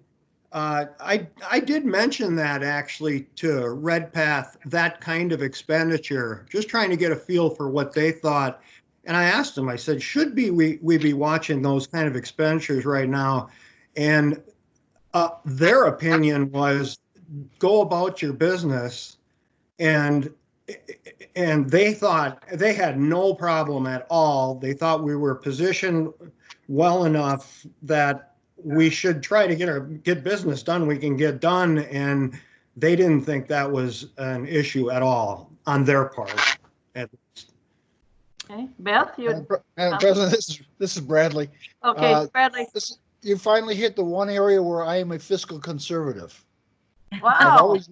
I've always lived below my income. Yeah. Always plan on it. And here's what I look at. I look at the fact that we already know we're going to spend down our reserves in future years. We raised taxes this year in anticipation of the need to replace the reserve. And what I'm saying is yeah, don't cut off important projects. I mean, we've got a budget, we've got income, but I do think we're going to see somewhere between a 10 to 15% loss in private property tax income, much of which will come from businesses, because any business who knows anything knows the one safe place you cannot pay is government, because it takes years for cities to act on non-paid property taxes. So I believe that our revenues from our small businesses will drop dramatically. I think the individuals, those who escrow, of course, will have pay, but those who haven't escrowed will also delay. And all I'm saying is July, if we don't start looking at this until July, that means we can't start taking actions until August or September. We are getting too far behind. And Nick, I appreciate that you've asked Houston Industries to take a look at this. I would propose that you ask Houston Industries by July, and our lawyers, I'd say, tell me how you could cut your budget by $50,000 in the last 6 months, what we'd do differently. And Houston Industries, what you do to cut your income by $100,000. For example, we may stop using Houston Industry to do regulatory, do that in-house. I have to assume that our staff is not as busy today as they were when we didn't have this problem. And you may be able to use internal resources to deal with some of that. Nick, you know better than anybody what that would require. All I'm saying is, let's get ourselves in a position that if we do have to act, we can, to protect not this year's budget, but next year's budget and the budget after that. That's my concern. This is Manager Wagaman, and I will say that I did talk to Redpath and Company about exactly what you are talking about, because I think that's what you're saying is obviously prudent information. They just thought it was extremely early to do anything like that, and they thought that people were going to end up spending more money looking at things without any information to base it on. They told me that they could come up with no valuable information for us with what they have to work with right now. So if you ask the accounting company to do it, they would say you're wasting your money and spending your money a little bit early. And I'm not saying that what you're saying isn't extremely prudent, but according to our accounting firm, we'd be spending a lot of money that wouldn't be of value at this point. And I'm just saying what they're saying. I don't know myself any better either way, other than I know if it was my business, I'd go about doing business if I had these financials. And I would do what you're talking about in the background as staff, but I wouldn't be making any decisions and spending money right now. Every time you call them lawyers and the accountants, how much is it going to cost for Houston to do that? By the time you pay the lawyers and engineers to figure this out, we won't know an answer anyway. They're going to charge us some money. First of all, I would be shocked if our engineers or our lawyers billed us to tell us how they should cut their business by 50,000, 100,000. I'd be shocked. I don't think I'd be shocked. Never once in all my years, I never once billed a client for building a budget for them, for what I was going to charge them. That's their pocket cost. I want you to tell me how you're going to get through this year with $50,000 or $100,000 less. That you don't bill me for that. Well, I would say I definitely want that answer before we would start. If we do anything, I've never seen a lawyer that didn't charge by the second. So me neither. That's reality. Every time somebody calls, you pay. Yeah, not that I'm to that rule. Huh? Do the exception. Well, putting together your budget and so that you can get a job is separate from. Yeah, but you're requesting him to do something that's not in his job description, so he would charge extra. Well, then anyway, you wouldn't have a job then. President Preiner.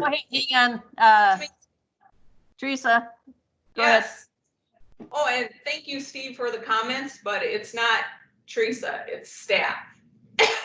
Staff. Okay, I'll take staff. I apologize for that. I agree 100% with you. Thank you. Manager Waller has a comment. Very good. Go ahead. Madam President, thank you. I've been through one of these housing crashes, and that's what the speculation is at the moment. And I would say it's a little early to know just how that's going to affect us. So I've done a little research on my own about my own personal property and how that was impacted in the last economic disaster of 2007, 8, and 9. And because that's the time I came on the board. And so I've been preparing the budgets for 2008 and 2009. The largest problem with income from property taxes was not that people didn't pay. They paid, and I think that was documented in Nick's email. They paid their taxes. The problem was, over the years, is that as sales of houses are not completed, property values go down. And to give you an example, in 2008, my 10 acres in very small home without any outbuildings was valued in Washington County at $320-some thousand. But by 2014, that valuation was down to near 2.25. So it lost $100,000. Now it's come back some. This year it's about $270,000, and this is without homestead credits and such. So to give you an idea, that's the valuations of property are where market values are where the loss of revenue generates from going up and down in the economy. And I would suggest that you look at your own past taxes you've paid on properties if you've owned them for a number of years, and you can see that fluctuation going up and down. I believe you'll see that. Anyway, and so that's the thing to be concerned about soon is in a year or two, is this going to slow down? And they won't be building. Even though we may have issued permits, it doesn't mean they took the permit and built the house on it yet. Now, revenues have come back because, of course, I remember the fiscal conservative saying, well, we're leaving money on the table, so we should take that money. And we raised taxes by 7%. That money on the table came about because more homes had been built and more people were paying into the system. And so that's while property taxes in Washington County, I'm not familiar with the other two counties, haven't returned to the level they were in 2008 yet, or city taxes haven't returned. But God bless the White Bear School District, they're $300 over. So in 2008, I paid $3,100 in property taxes. And in 2020 this year, I'm going to pay $3,300. Even though it's $100 less to Washington County, $100 less to the city of Hugo, and less money to the Metropolitan Planning Commission, and but a little bit more now to the Rice Creek Watershed District.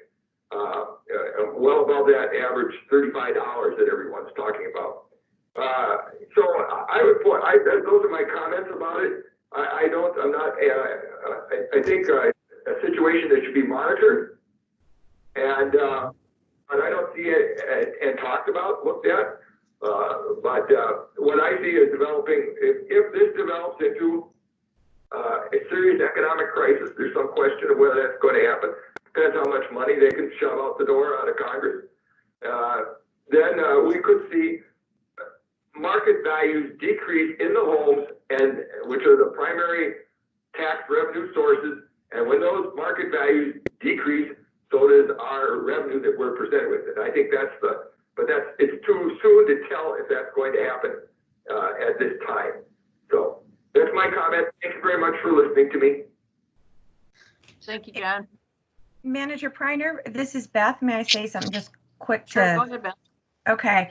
I just want to kind of loop back to one of the things you were discussing earlier with the website. And I know it's not a huge line item, but I do want to let you know that we are on path to be releasing that RFP. But again, it's not a commitment to make a decision. It just gets you more information so that you can make a decision at a time when you have more information. So just wanted to make sure everybody was comfortable that we're kind of on track with the direction you gave last time. We're not writing any checks. We're just getting you more information. Well, that's fine. Everybody understands that. Yeah. Great. Okay. It's just an example of the situation, you know. So I guess the question is, and what Nick's asking us, if we have something particular we want him to research, or we want to have a special meeting just to talk about the tax issue further. I guess as a board, we have to decide, you know, where our comfort level is. Mike, you're interested in a meeting? Yeah, I think my suggestion is directly to Nick, which is that he should start trying to come up with a potential savings and where he thinks we can do it. We don't take action now, but you know, I just think in August, when we finally find out what happened in July, we're going to be short a large amount of money, and you can pay it off with this year's money, but then we're going to have trouble getting it next year.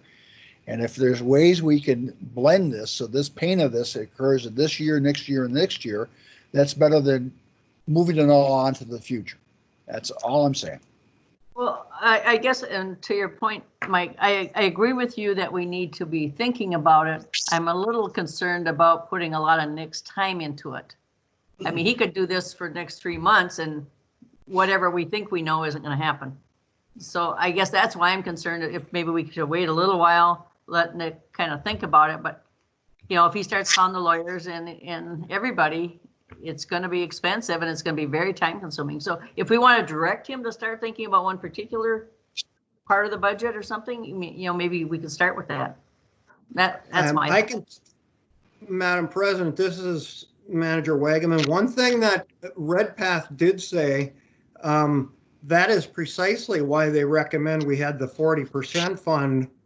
And part of the reason was so you don't have to panic and spend a whole bunch of money up front trying to figure things out that you have no idea what they're going to be. And that was one of their main points, was that it saves money in the long run because you don't have to panic until you have enough information to work with to make rational decisions.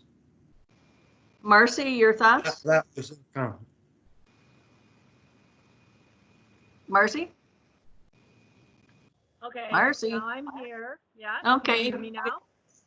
Yep, go ahead. We like your thoughts. Well, I would suspect that Nick is thinking about this already, whether we're directing him to do it or not.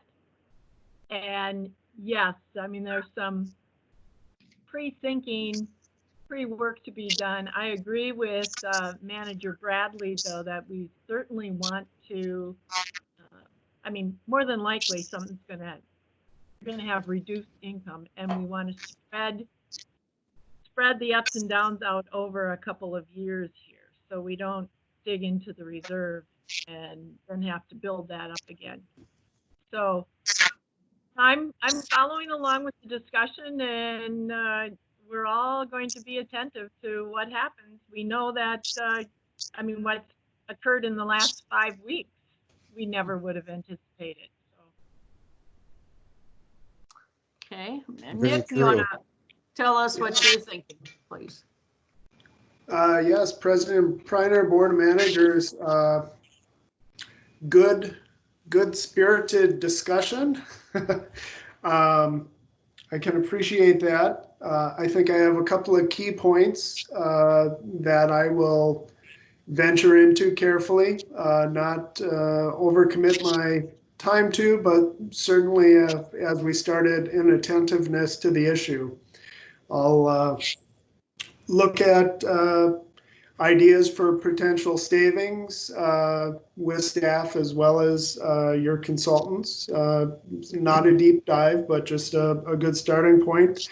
Attentiveness to what spending is occurring, if at all, at this point out of the fund balance, what projects we looked at JD3 spending a good deal of your fund balance, or I shouldn't say a good deal, an amount, a rather large amount.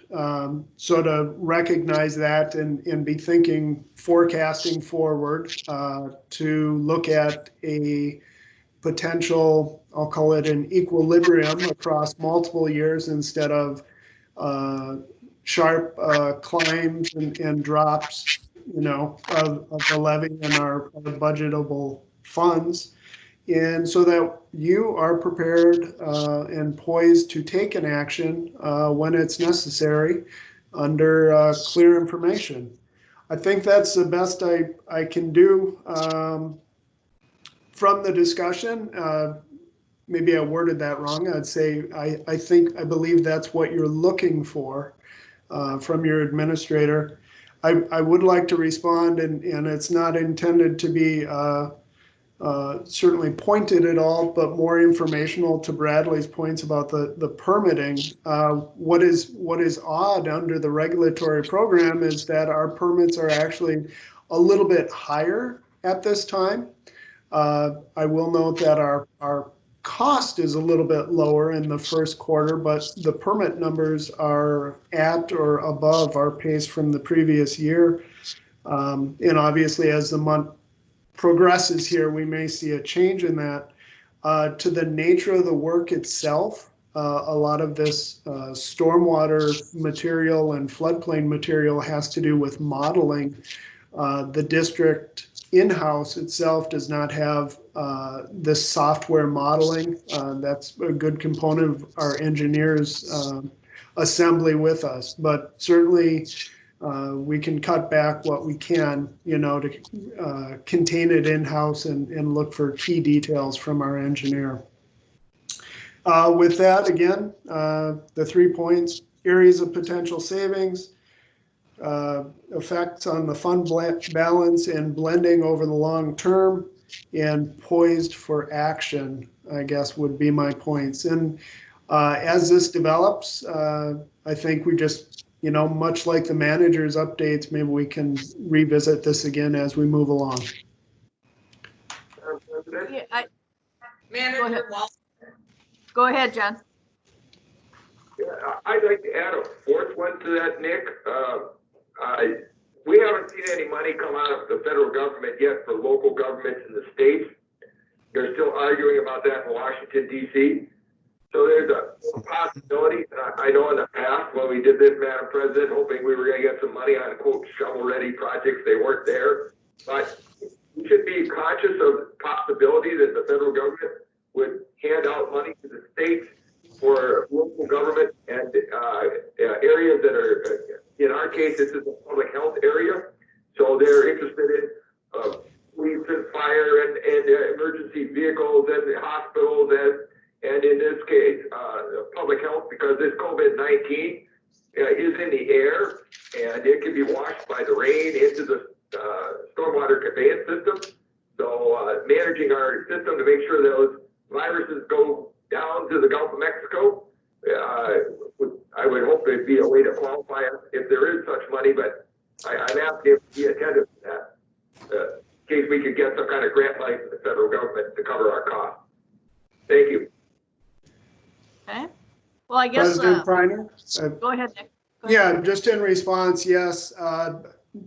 District staff, we are accounting for our COVID expenses, quote unquote. So a lot of the communications with the managers in regards to your emergency declaration, the resolutions, the letters of essential employees and this type of thing we're tracking. Don't disagree with Manager Waller. If there's money to be available to us, we should be able to document our costs. What I will say is the hours of staff time, if you will, are not going to be a large number, but I don't know what the federal opportunity may be in the future, or the state for that matter. But we are prepared for that conversation should it come up. Madam President? Go ahead, John. So, thank you very much, Nick. I'm happy to hear that you're documenting the cost. But if what the fears of Manager Bradley come true, that suddenly there's a huge decrease this July or even this December, and people failing to pay their property taxes, those are costs that I think that the federal government would also we should be accounting. So those might be some pretty good sized costs there. Very well. Yeah. Any other comments? Nick, do you feel comfortable with our approach, or any other thoughts on your end? You're seeing it from the inside. President Priner, I think that'll do it. I shared with you my 3 points and one added by Manager Waller. I think we're good for now. We'll come back to it. And we can certainly bring it back at the next workshop to do an update as to what you found out or thought about. I guess my only thoughts are, the only thing we could really do is postpone our projects, which would be, but that's something we've already have the task orders for Houston already in play. I don't know legally if we can hold them up or stop them in the case that we decide we're in trouble. So I guess at some point, those kind of answers will have to come through, but I think we have a little time and we can keep going at it. Okay, so. Madam President. Go ahead. This is District Engineer Otterness. Just to speak on now that. I hear from you. Yeah.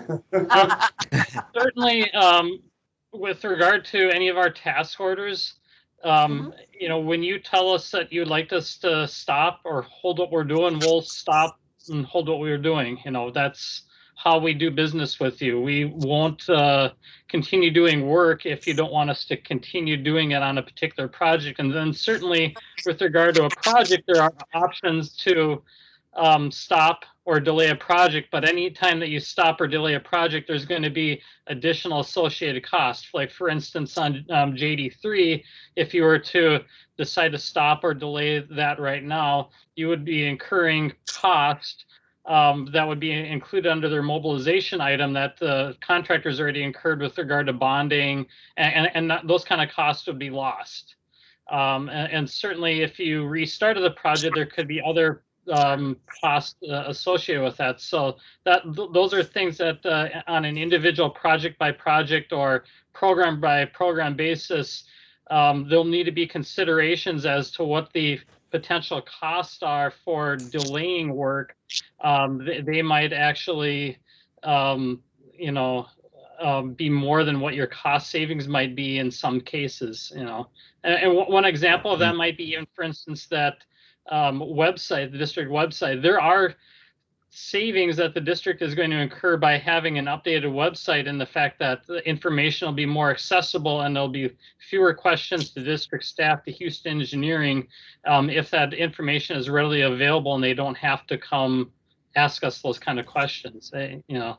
So not to say that I don't know how that balances out with the, you know, $50, $60, or $70,000 cost for the district website, but those are things that need to be considered on any potential project or program you may decide to either cut or delay as a result of these fiscal considerations. There's always going to be a consequence to you know, delaying or removing one of these things. Chris, if it becomes important that we have that information from you, how long would you anticipate it would take you to put together what projects are out, what position we're in on them, and the cost of delay? That's what we're going to need to know. From a time standpoint, it shouldn't take a lot of time, as long as I know what particular projects that the board would like to be looking at with regard to that. I think it's going to need to be focused to some degree, because again, there's a lot of different things that the district does with regard to projects or with regard to programs, and to look at every single one of them would take a lot of time. If you pick a handful of them that you want to look at, that's a different thing, and that shouldn't take much time at all. That's something we could put together as a board, what the list would be for you to go back and look at. Okay. President Priner, go ahead.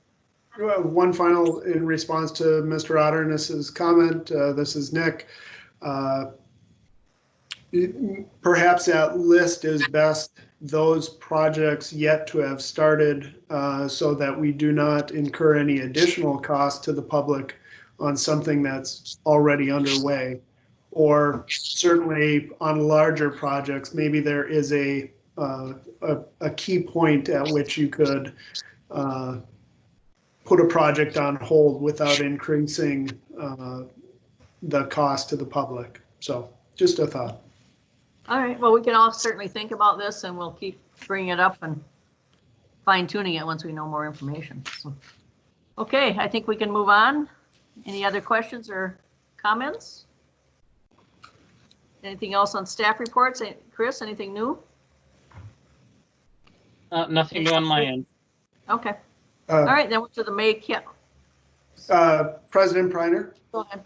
Yep, this is Nick. Administrator updates. Yes. In the future, maybe we'll put one of those in there. Obviously, I am staff, but a couple of items.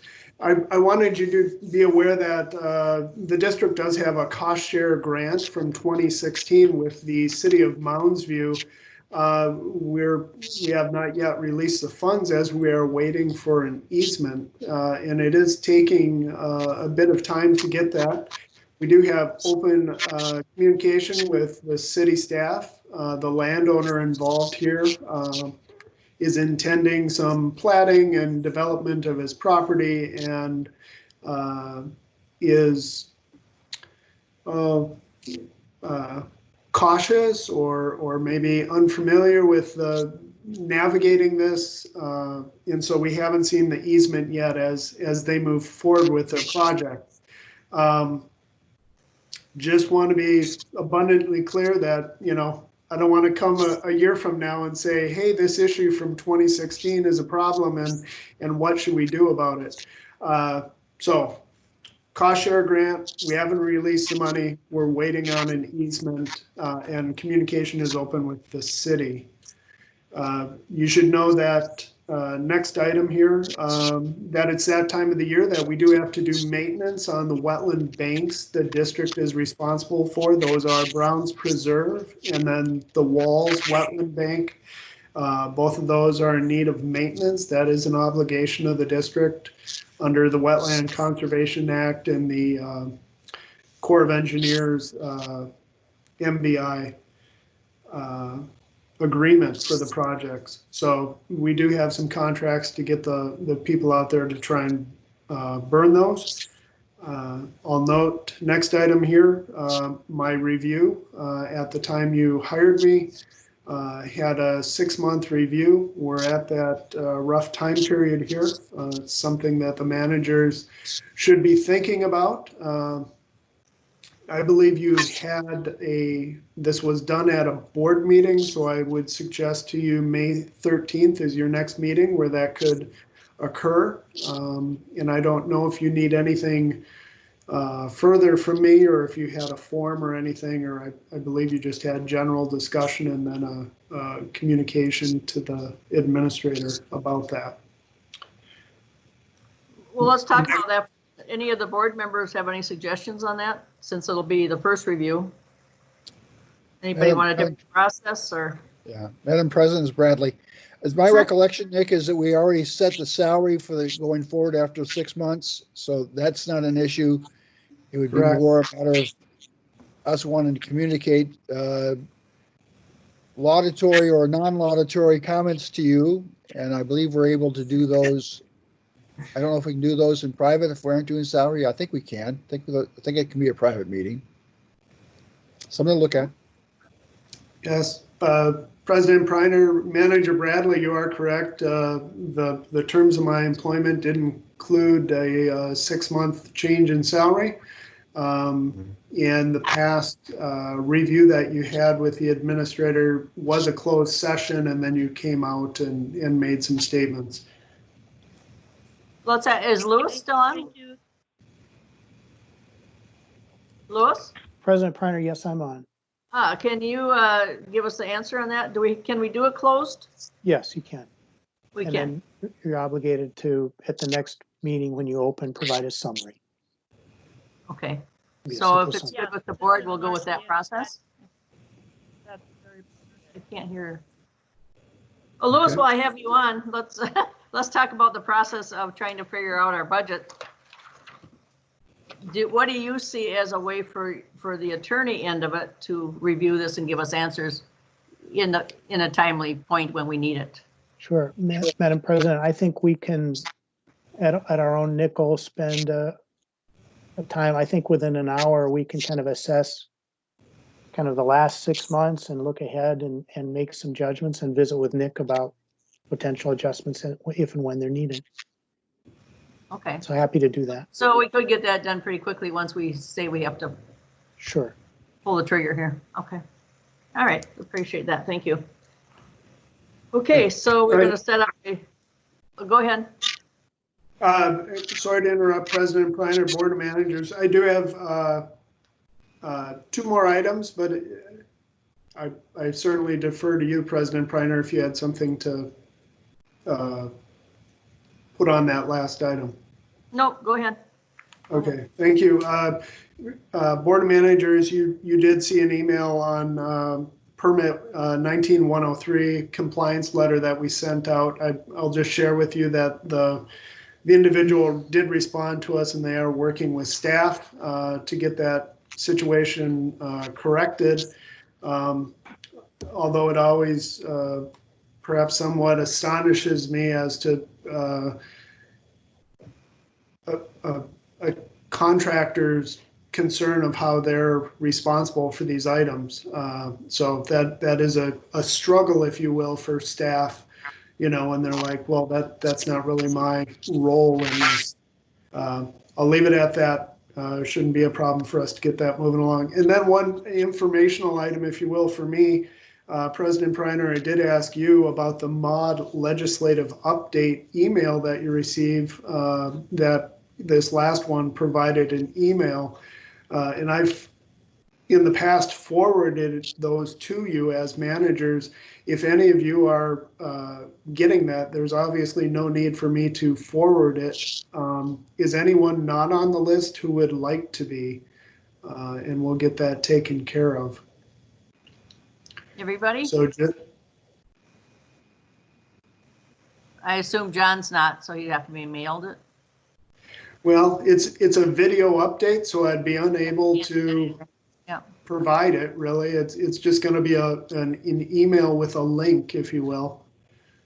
Okay. John? Yeah. Do you understand what we're talking about, the MOD information? Yes, I understand. There's a large email from the MOD Association. Okay, and what Nick is saying is if anybody is getting it, then he doesn't need to repeat that. So I don't know if you have any source where you're receiving that from. I don't know. If there's something significant on there to read, I read it on paper. Okay, but this is a video. Oh, a video. Yeah, we get videos. Oh, good grief. So are you going to see if you can make any adjustments for that, or we'll consider it. It's just kind of it's not needed for Nick if we're all getting it. Mike, you're getting yours? I am. Okay. Marcy? I am not getting it, so I probably need to be on the list, Nick. Okay, Marcy, I can add you to the list. And how about Steve? Yeah, I am getting it. Okay. Okay. Thank you very much. That's all I had. Okay, well, the next thing is the May calendar. Everybody see their calendar. Any questions? Just a minute. Manager Waller has a question. Okay, go ahead. So this lockdown or stay-at-home thing by the governor order, does it have an expiration date? President Priner, Board of Managers, the governor's stay-at-home is set to expire May 4th, if I'm not mistaken, although he has suggested that it would be extended further, although it would appear that with each extension, he is allowing for greater activity of of facilities to take undertake their work, such as golf courses in the most recent round. Madam President, Go ahead. Bradley, two things. Number one, I see that the May 6th meeting is supposed to be, it's a teleconference with the CAC, and that John Waller would have been normally the person who attended. And I'd suggest we move John out of the rotation until such time as we stop doing this. And I would be willing to take that one. Good catch. Are you in order? Would you be the next person, or should we just? I think I would have been. Yeah, I think I was the next one. I'm not sure. Okay. I think it was the next. Okay. It doesn't matter. Then let's assume that Mike will take the May 6th. Then not assume, we'll state So that.